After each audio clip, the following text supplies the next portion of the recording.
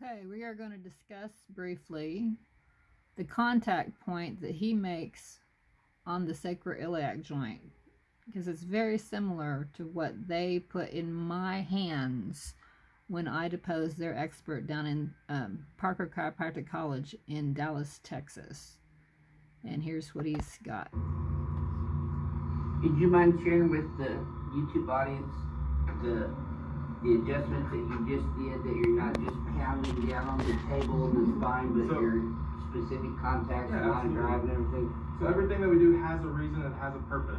I'm not just contacting his legs here and smashing in all these random directions. I'm contacting his PSIS on the medial aspect. I'm driving at a 45-degree angle away from... Okay, he said PSIS. Posterior superior iliac spine is what that stands for. And here's my tape from regarding a key moment in time when I'm fighting them off. And I mean, we're heat in the battle. Anyway, just what it was is that the court, they put me on the witness stand and they said, what they basically are asking me to correct their mistake is what they're doing. I couldn't believe they did this.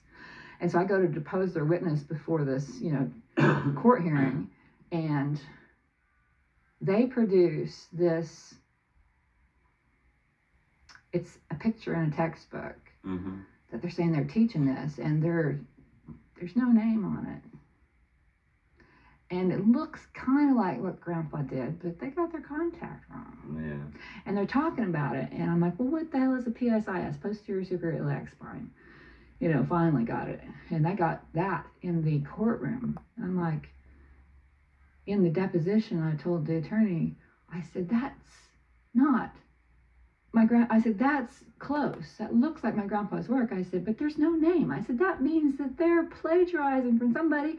And I said, here I am standing my ground and nobody else is here to make a claim. And I said, what do you think that means? I said, that's who I am. That's who he is. And they're trying to steal it, is what I told him. He's like, you might have a copyright infringement. I'm like, oh my God. I put $50,000. Hang on a second. I have got too much here. We're going to pause. All right, sorry about that. Go back to just a little bit. It's kind of fitting, though. Here we go. And go back one more time. He's like, you might have a copyright infringement. I'm like, oh my God. He said, I put $50,000 into this. You have to get me through this. You have to get me through this. And you have to get them to say that they don't have domain, because the medical or the massage therapists do it too. So, oh, by the way, we don't actually have a claim here. It was frivolous from the beginning. But they put me on the witness stand. They tried to get me to tell them, where do you make the contact? I'm like, I'm not going to tell you. That's proprietary. And I'm like... So they put up their documentation as in their curriculum that has the contact on the PSIS. And here they are in the courtroom with me under oath. They're trying to forcibly extract the research, which is the correction to what their screw up is. And they're wanting the information out of me.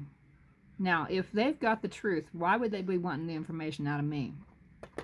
Like, I know what you're trying to do here. I know what you're trying to do here. And they asked me again. I said, that's proprietary. I said, you got your contact wrong is all I can tell you. I said, you're not crediting my grandfather. And I said, you got your contact wrong. And I'm not going to tell you.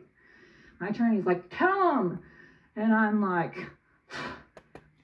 So anyway, that's basically, I'll give you the link into that video too.